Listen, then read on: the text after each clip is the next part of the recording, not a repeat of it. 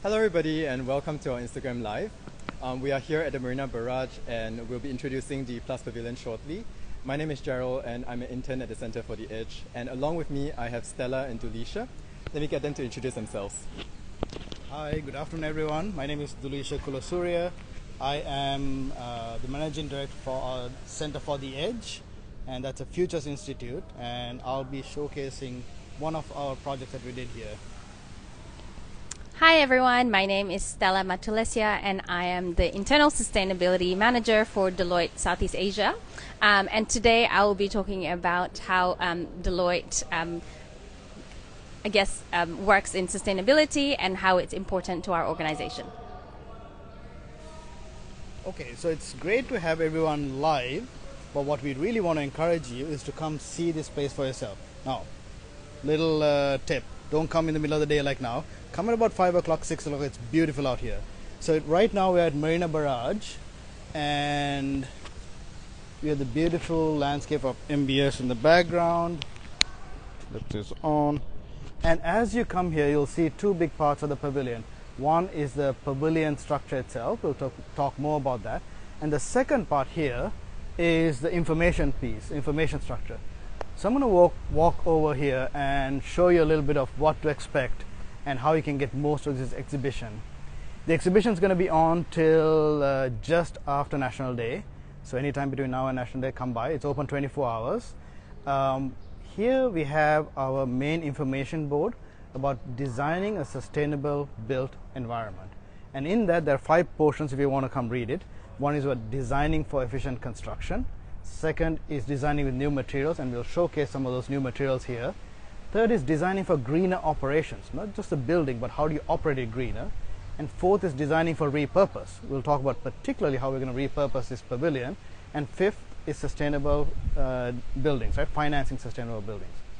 And behind me, you see these boxes, and these are all of the partners and sponsors who got involved in this project, and they talk about what their own companies are doing around sustainability.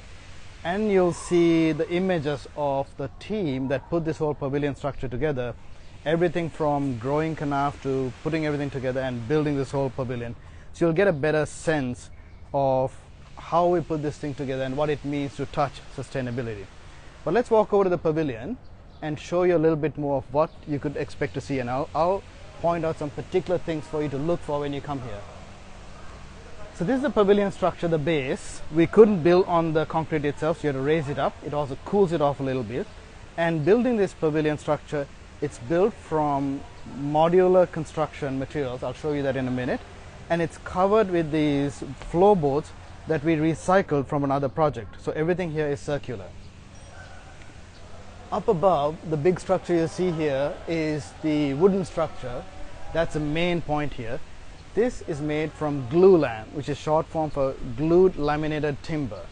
It takes the old wood, right, that we know very, very well, glues it together, kind of like a plywood, or big chunks of it glued together, and then it's machined precisely with a 5-axis CNC machine. So if you look at the members right in the middle, you'll see how it turns like a corkscrew. So look for that when you come here, and that's combining old and new together.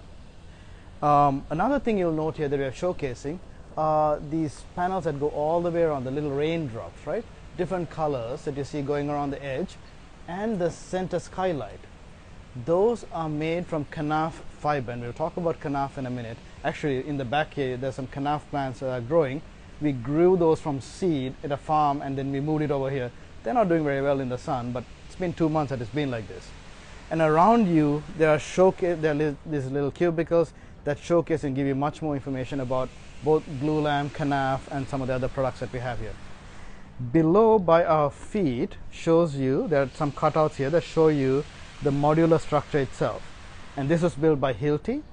And the big thing about this, the modular structure, is generally when you work with steel, one, it's heavy, two, you use hot works, welding. And when it's welded, you can't take it apart. This is bolted together, so you can take it apart, and when the exhibition's done at after National Day, this whole structure is going to get physically moved over to EHL's campus. So this whole thing was designed for modularity, going back to the third piece, where everything can be taken apart and put back together. Two other things to point out. some of the boards that you see here, these boards and the big boards over there, were made from coffee grounds.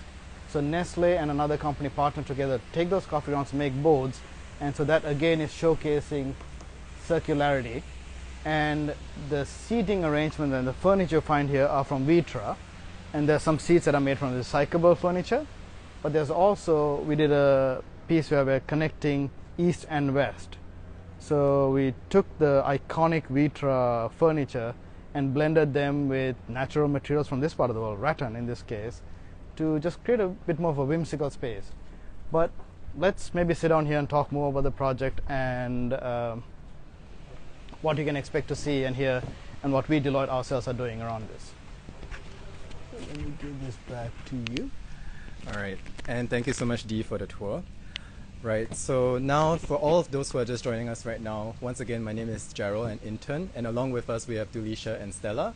This IG Live will center, we have just ended the tour, and we'll now enter a bit about a conversation around all these topics covered, and finally we'll end off with a Q&A. So at any point in time, if you have any questions for us, feel free to pop them into the comments box below and we will answer them at the end. So Dulisha, just now you were talking a lot about the different partners that were involved in this. Could you share a bit more about how this entire conversation came to be? So this was very much a ground-up conversation. It started off with an event called Archifest, which happens once a year. It's the biggest architectural kind of gathering for Singapore. And the organizers invited Laurent from Herring Timber, where you see this timber structure, to do something on wood construction, talk about wood construction. And he said, yes, we can do that, but I'd like to do better. I'd like to bring some other partners that I know to do something bigger. So that was the beginning of the journey of the Plus Pavilion. But going with the Plus idea, we added on more and more people to ultimately we have the Swiss Embassy being a primary sponsor for this, because a lot of the companies are Swiss. Hilti building the base structure, Herring building the main structure, Affordable Abodes doing the Kanaf pieces, UBS coming in to finance it and talking about green financing, Deloitte coming in to tell the story as we're doing today, to talk more about why and what we're doing this, Nespresso, Vitra, many other partners coming in, and we hope that as you go forward we'll have more partners coming in this journey as well. Right, and I don't know about you, but I've counted at least 5 of the names that he has mentioned. There's many people involved in this entire ecosystem of sustainability, and I guess like my next question would be, why is the Plus Pavilion important? What exactly about it?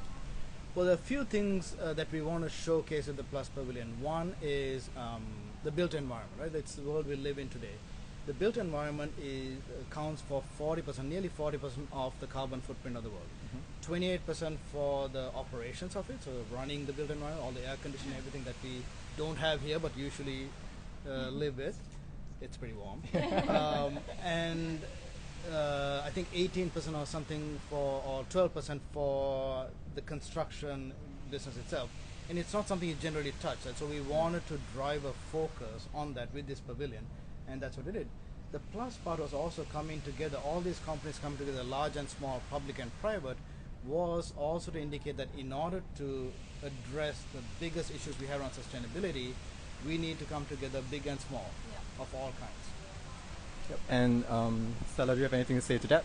Yeah, I think it's exactly why we would, as an organization like Deloitte, to actually support and be really excited about these kinds of collaborations, because Deloitte as an organization, we're the largest professional services organization. We have nearly 400,000 people globally or something like that. So one of our responsibilities as an organization is to actually bring people together and raise awareness about climate change. Like, would we all live in a building, we work in a building, do we know that our buildings contribute to 40% of our greenhouse gas emissions? Probably not, right? Yep. So these types of, I guess, platforms is exactly why we want to be working with all of these partnerships to bring exactly this kind of issue forward.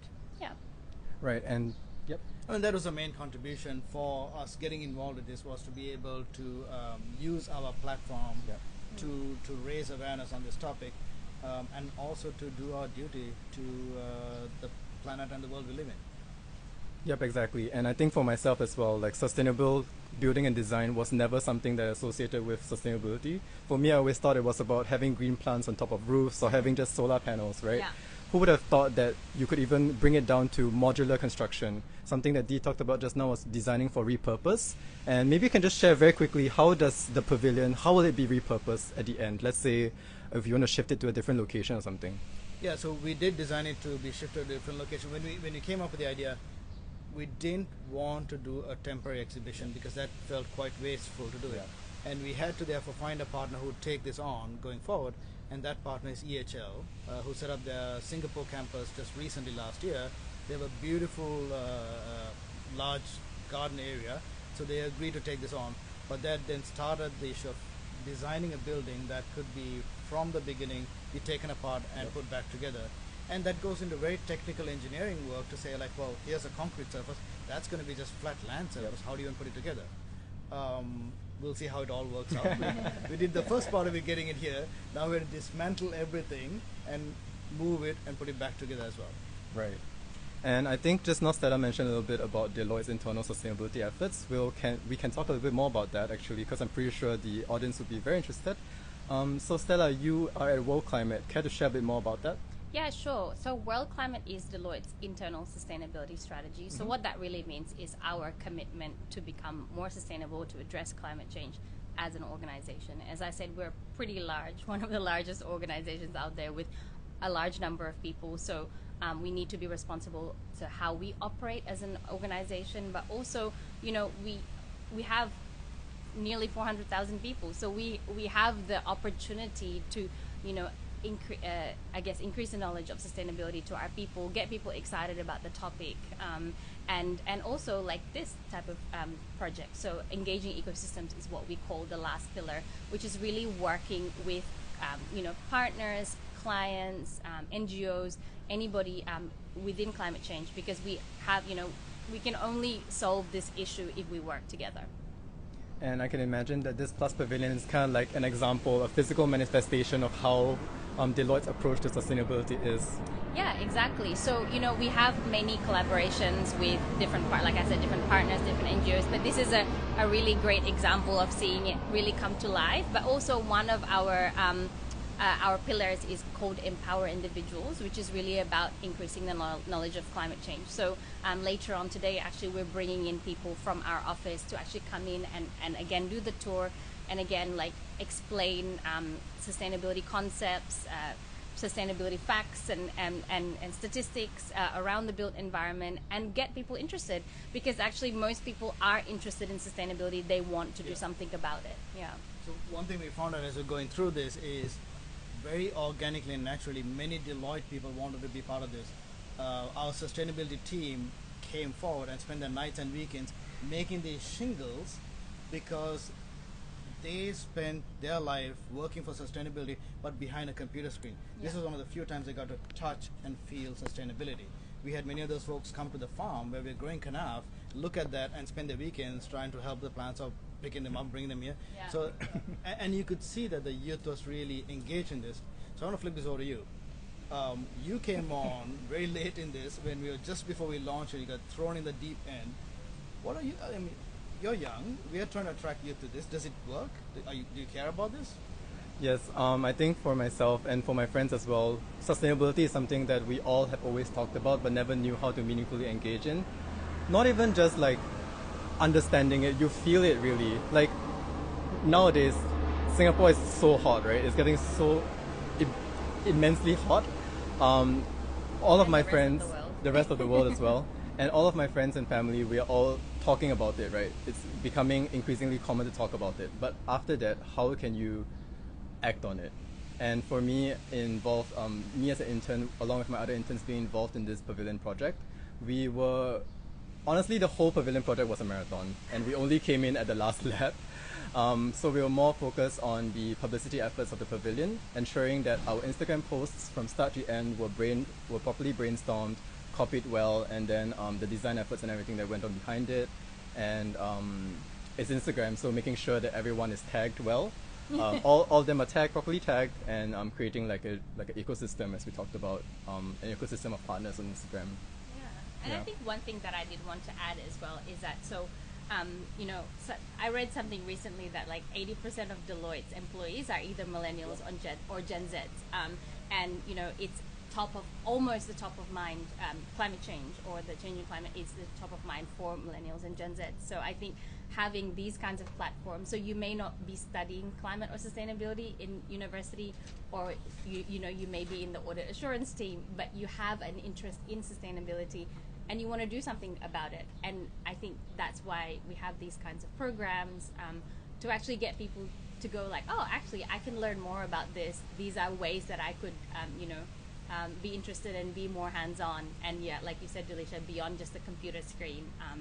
And I guess we try to facilitate that in many ways. Like I was just telling Delisha before, we did like a beach cleanup recently, and learning more about the waste in Singapore. There's many things that we do, and we try to encourage our professionals to kind of become more passionate about sustainability. I don't think it's difficult these days to become more passionate about sustainability, but we have the avenue to do that here. Yeah, and I like that you mentioned the statistics, because like even as a young person with all of my friends, all of us are increasingly passionate about it, and I think having a workplace that also keeps that at the top of their priorities, and making sure that when you join a team like in Deloitte, you can see firsthand that whatever sustainability commitments are also followed through for internal engagement, external facing engagements, and yeah, it's really, I think, a wonderful place. And I also understand that there's a program called Green Impact. Do you kind of share a bit more? Yeah, that's right. So, one of the things that, when I first started at Deloitte, like 1.5 years ago, I was approached by different people going like, I want to be more sustainable, but I don't know how. So we created this sort of, I guess, a fun competition, kind of like the step challenge. The more steps you do, the more points you get. But this is like the more sustainability initiatives that you do, the more points you get. And so it's really a way to and people join in groups, and they have a list of, I guess, a toolkit that they can work towards. So that's something that runs throughout the year for us, and at the end of each month we sort of look at the leaderboard and see which teams are winning all across Southeast Asia. So it's been a really good way to kind of encourage people to go, oh, actually, sometimes to address climate change can feel really overwhelming, but actually there's so many little things that you can do every day, and that's exactly what this Green Impact Challenge is supposed to do. Yeah, and I like the part about you saying that sustainability can be incorporated into our everyday lives, because like even the furniture that we're sitting on, they're from Vitra, as mentioned. They are 100% recyclable, made from 100% recycled plastics. They are very functional, kind of cool. This one, for example, the one I'm sitting on right now, you can sit here, and we have one of these in our offices, and what we do is we have like our laptops here and we work off it. Yeah. It's very fun. Is it comfortable? It is very comfortable. Yeah, all of us are sitting on it right now. Yeah, I think just the idea of also having sustainability being weaved into design principles, furnishing a space sustainably as well, so you can have sustainable buildings, but also what's inside can also be sustainable. Yeah, and I think moving on to that, I'm just being aware of the time right now. Yeah. We'll just see real quick if we have any questions from the audience. Once again, for those who are just joining us, we have an ongoing Q&A. At any point in time, if you wish to ask any of us questions, feel free to pop it into the comments box and we will answer them. Sure. Actually, I have one question here, which was, what can we expect for the future of sustainable buildings in Singapore? There are a few things changing in Singapore. So there's a green mark that you get for like having a sustainable building.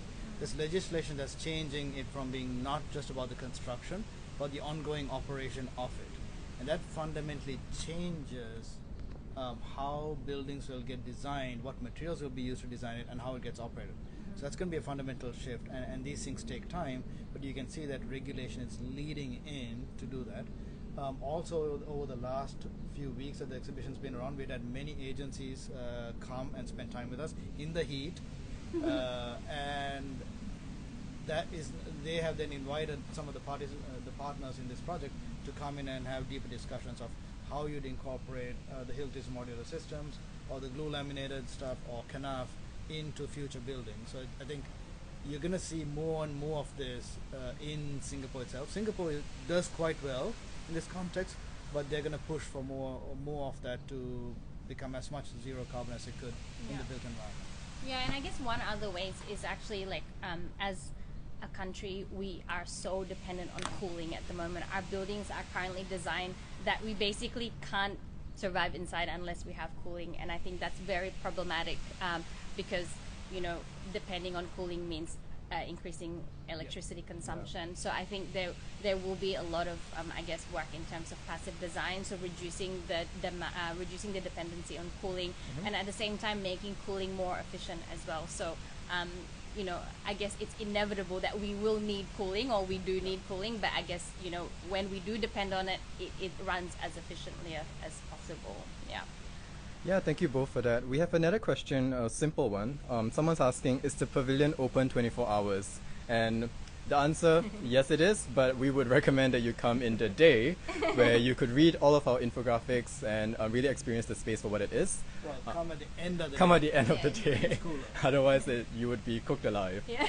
But 5 p.m. is a beautiful time to come, especially if you want to plan like a whole evening around it. Come in the late evening and then bring some food along. You can head up to the Marina Barrage, there's this green lawn on top, and you can have a nice picnic with a beautiful view. Yeah. Let's see. So there's one question that's probably something that I can answer, which is, what are some other ways that you operate sustainably or by going net zero? So we do have a net zero commitment, which means we want to be net zero emissions by 2030. And to achieve that, we're doing, I guess, a few sort of major shifts. So firstly, we're trying to reduce the amount of travel that we do. So it's been really easy to do that for the last couple of years because obviously COVID, but now that we are starting to travel again, we're really looking at how we can reduce our travel, introducing policies and introducing certain requirements to be able to, I guess, you can still travel because you can't not travel. But and also one other interesting that we're looking at around that is looking at sustainable aviation fuels. So Singapore is actually one of the hubs, will be one of the hubs for sustainable aviation fuel research. So we'll look at, how can we as an organization who travels a lot support that initiative, which is quite interesting. And then the other thing that we're looking at doing is how we can procure renewable energy into our offices. So we're able to already do that in some of our Southeast Asian countries, Deloitte offices in other Southeast Asian countries, but it's a little bit harder in Singapore. But we're working on that and hoping to see whether we can achieve that in the next couple of years. So yeah. Right. And okay, I think because of the National Day practices that are happening, we can hear a bit of interference with the noise. But thank you, Stella, for that. And we have a question. This is a fun one. What are your favorite aspects of the Plus Pavilion? All right. I think I talked a little bit about the furniture just now already, and I can go on forever about it. But Dee just now on his tour also showed the little rocking elephants. I think that's my favorite part of the pavilion. I think again with these sustainable designs being something that's a bit less in the public consciousness, the idea of having design also be sustainable is something that I personally find very meaningful.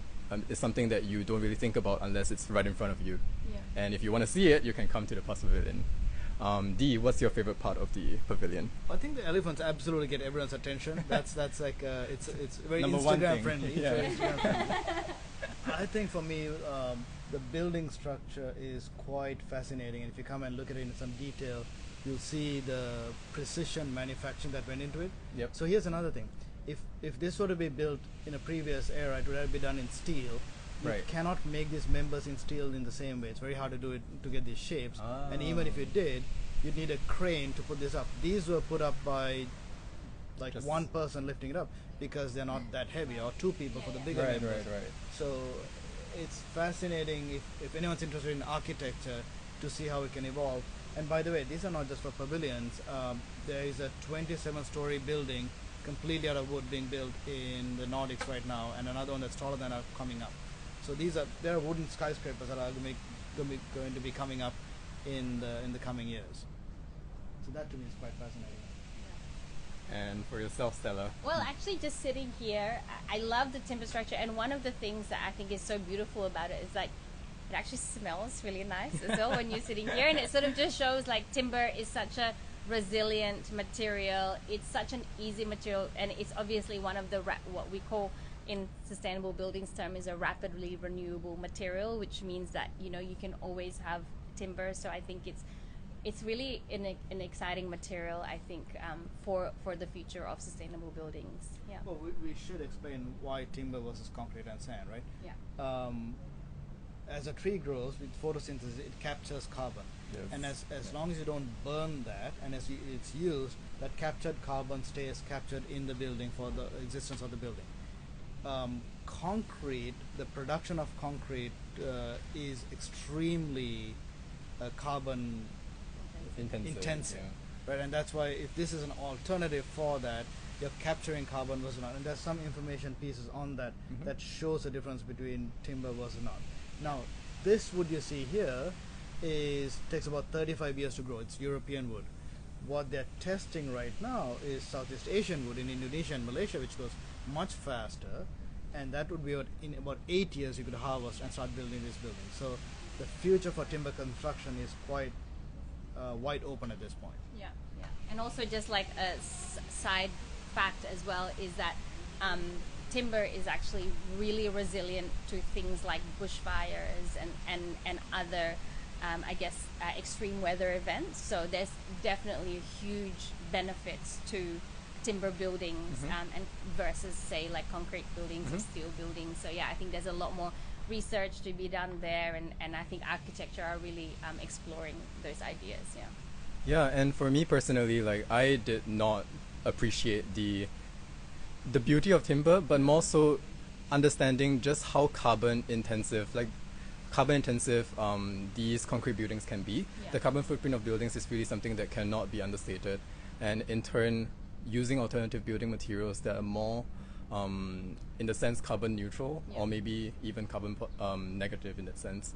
Yeah. And we have an interesting question here.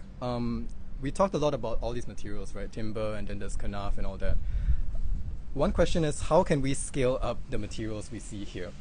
I assume if this question is talking about how can you increase the scale of the pavilion, are there any future plans, or maybe the increasing prevalence of modular building in Singapore maybe? I think in the Singapore context, it has to be driven by the agencies that set the regulatory terms for what it can be, how buildings are going to be constructed, and it goes to the developers who also then make choices as to what to use. So in some part, it is increasing education for what's possible, because what we're seeing here today may not have been possible a decade ago. Yeah. So learning new things, and then driving through regulation other means of increasing the usage of more sustainable means. And I think that's where it's not necessarily a domain of sustainability that the consumer has a big play in, but being more educated allows you to at least ask those questions. And anytime you as a buyer ask a question, it gets the attention of the developers or the agencies. So consumers do have a role in the built environment we live in. And then I think also, when we were talking about, younger people being more interested in sustainability, and as these younger people are going to become homeowners or renters, I think there will be more demand or stakeholder pressures or consumer pressures that are currently not being addressed. When you are a manufacturer of buildings or construction, then you start thinking about, well, these are what people are asking, and hopefully that means more sustainable buildings, more modular construction, more sustainable materials are being used because of the demand. And the market will respond to these demands. Hopefully. Yeah. And let's see, we have 2 more minutes with the Instagram Live. There's a question, where can we go to see the pavilion after it moves from the Marina Barrage in August? Yes, the pavilion will be dismantled and reconstructed back at EHL, the EHL campus. So it will not be gone forever. Just if you want, you can come down to the Marina Barrage. Not only do we have the pavilion here, we have the green lawn on the top, and also the Sustainable Singapore Gallery just on the 2nd floor, where you can learn more about Singapore's water story. By the PUB. Very fun. And I think there's one last question here, which is, how did the partners for this project come together? It seems like such a diverse group of, profit and non-profit businesses. Yeah, lots of alcohol. We made our drinks. Alcohol-mediated conversations. Exactly. Well, it started off with Laurent, who heads hiring group for Southeast Asia. Learning about been invited to speak about wood construction at Archifest. He then brought along a few of us to say, like, what could we do that's bigger than that? We then took that conversation to the Swiss ambassador, who was Right. very keen. Sustainability is one of the big topics for the Swiss embassy and the Swiss government. They said they're willing to champion this. The Swiss ambassador, with his connections, then reached out to a bunch of other Swiss companies, including Hildy, that did the base construction, UBS to do the financing. So, and then along the way, other partners came along. Nespresso heard about the project we're doing and said, hey, could we have a play in this? Sustainable is a big topic for us. Gush Paints is another, it's a Singapore-based company. And the Kanaf plants you see behind here are potted in upcycled Gush paint cans.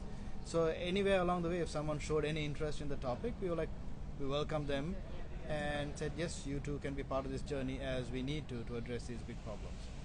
And that's why I said the Pavilion project was actually a marathon, because it really is. It's a very long drawn project, and we're all really happy that it has come to where it is today. And I think with that, we will end off the Instagram Live. Thank you so much for tuning in. We hope that we have answered all of your questions. There are some questions that we have not gotten to, but in the meantime, for more Pavilion content, you can feel free to follow us at +Pavilion on Instagram. And yeah, I think... Yeah, or you can DM us as well if you have any other questions that we didn't get to answer. And that's all from us. Thank you so much for tuning in. Have a good day. Thank you.